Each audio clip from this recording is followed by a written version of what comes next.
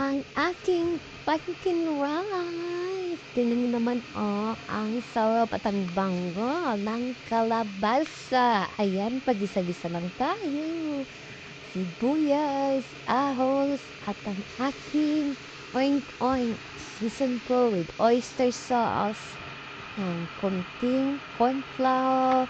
At ang aking kalabasa. Ayan na, kinakat-kat ko lang ng square. Nalagyan ko ng konting dark sauce. Tapos, dinmekos na ang aking rice. Sinugasan ko na yan. Dalawang cup lang yun ng rice ko. Kasi, yung rice cooker ko, maliit lang. Diba? Kompleto na yan. Hindi daw kailangan magluto ng gulay at saka extra. Kasi nandyan na yung koing-koing, gulay at ang kanin. Nagluto na ako dyan ng sabaw.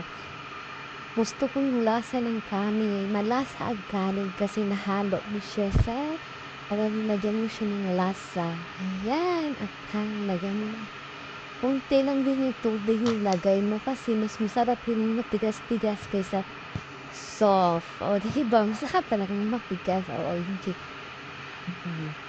Tsaka gamitan mo siya ng chopsticks. Huwag yung kasi maano yung kanin at saka yung mga gulay. Ayan. Ilagay na ayan, naluto na ang bango. At saka lang yung mga mamitas ko, mga chay, nagbaon ng tatay ko niya kinabukasan. Sabi niya magtila ako kasi babaon daw nila yan, no? Ang sarap lang niya. Kainan na! At nagustuhan ko rin yan at nagpaiwan ako sa akin.